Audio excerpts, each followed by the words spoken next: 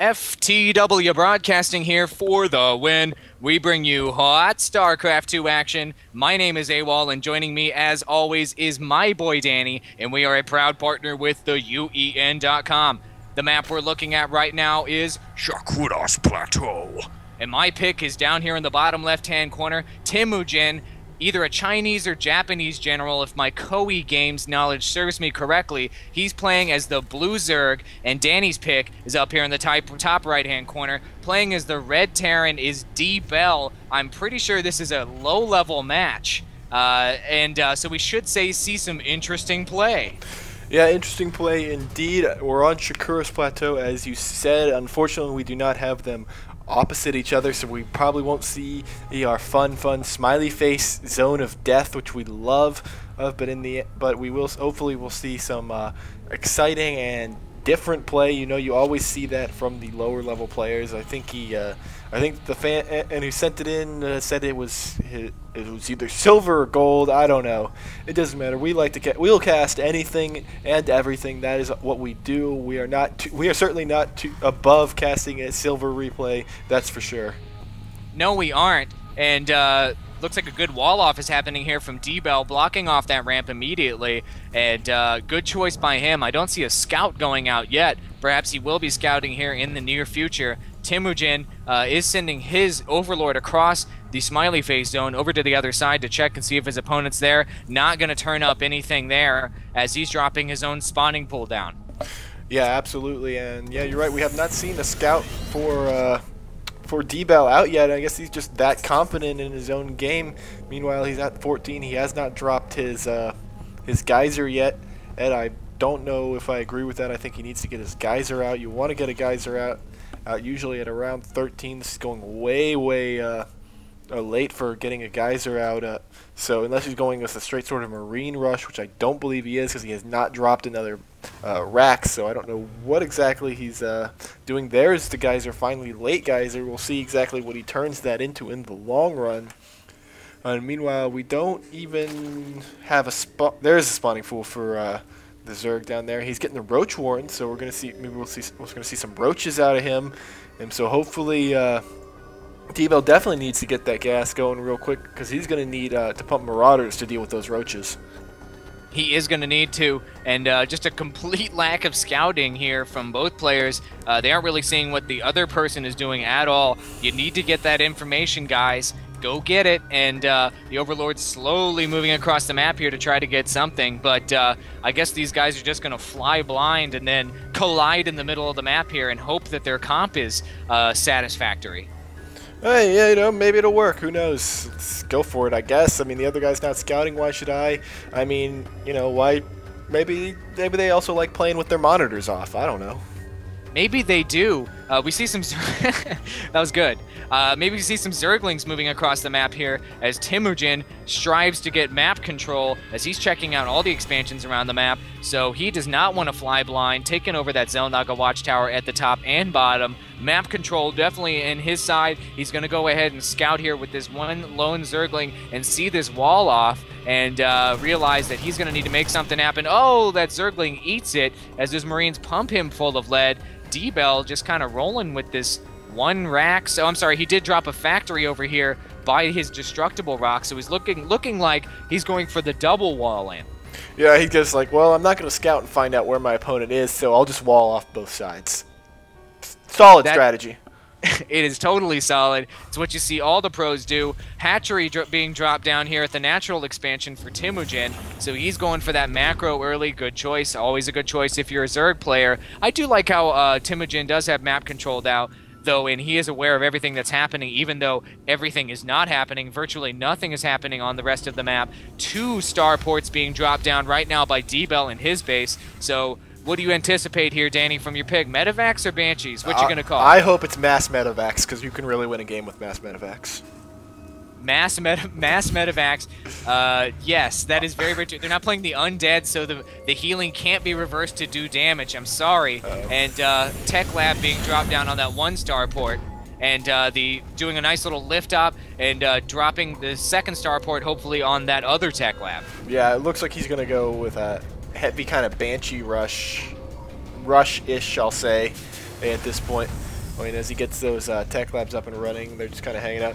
I'm not a fan of how he built his factory way over here, lifted it up to way over here to build the tech lab. That's just time wasted that he didn't need. Now he's not really doing anything with the he's finally getting those Banshees out from the tech lab. We want to see that cloak come in, because I'm sure they could be pretty. He can be pretty devastating with that with Banshees if he's really effective on it. And he's and we see other sorts. There's an Overseer cocoon already. It's like your pick is anticipating the Banshees at this point, so he's got an Overseer hanging out with his roaches. So we'll just see he has expanded. We'll see. Hopefully, we'll see him manage some drones over there. Got some drones coming out. Another queen. I'm not sure what either player is planning exactly at this point. It's almost like they're just kind of going it for the moment. They're not really planning anything for the long haul, which is, that'll happen. So let's just wait and see, I guess. Let's wait and see. Indeed, Aspire being dropped down to the back of Temujinn's base. Wonder what his plans are for air units here, as he does have some Mutalisks that are coming into play here, producing 3 of those currently. That'll be nice on the harass, actually. And a handful of Banshees just hanging out in dBell's base. You see most pros sending those out immediately to check out the rest of the map and to harass, but he's just kind of letting them hang out and just fly in his base and look cool. Yeah, I mean, he's not a slave driver. He lets his units do whatever they want to do. It's like, it's good for morale. Maybe not good for winning, but definitely good for morale. Well, you better hope it's good for winning, because that's your pick, buddy. And these mutas are checking out the rest of the map. I do like how Temujin is constantly scouting, looking for any kind of proxies, any kind of expansions. That is what you need to do, folks. These mutas moving up the side, going to slide around to the back of the base and probably start popping those SCVs full of lead. But with all of these Marines here at the front of the base for dBell, he's going to be able to deal with this, no problem. Temujin decides he's not going to want to do any damage. He's just going to do a fly-through with those mutas, not really doing any damage there. Well, just taking a tour, and on your right, you'll see some SCVs mining, and down below, you'll see a factory, and that's what a Terran base looks like. So they're going to go back and to tell the others what they've learned.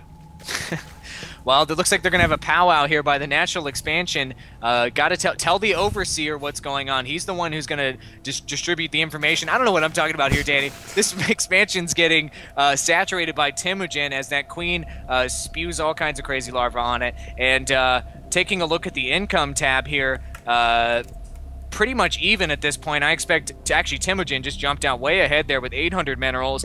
That expansion's really going to start coming into play, and I wonder if your pick dBell actually has plans to move out of his base, as he's got basically an entire fleet of Banshees just kind of sitting here on coffee break. Yeah, why you got to move out of the base? Like, why is this game got to be about violence all the time? Can't you just build a nice city and just kind of maybe come up with some sort of trade agreement and just? I mean, look at this map. There's plenty of room for everyone here. That's so true. They should just, yeah, you're absolutely right. Don't even attack. Let's just, matter of fact, they should just click the ally button and ally each other now, and they could both win. And those Mutalisks just popping in there real quick got shot by Marines. These Marines are going to chase them down. Mutalisks took a couple shots at that reactor, decided to abandon ship on that plan. They're pulling out, which is probably a good idea. There's too many Marines in the base. Right now, Danny, I'm at 1210. Yeah, I'm actually a little ahead, about 12:15 as the Mutalisks will fly away. And that is just a fleet of Banshees. They're not going to be very effective against that Mutalist. They'll be really effective against these Roaches, but the Roaches aren't moving. The Marines aren't moving. The Banshees aren't moving. So, yeah, I guess we got a game of Starcraft going on here. Yeah, baby, this is sick. I can't believe it. I mean, look at all these roaches just sitting there with their idle animation, kind of moving left and right there.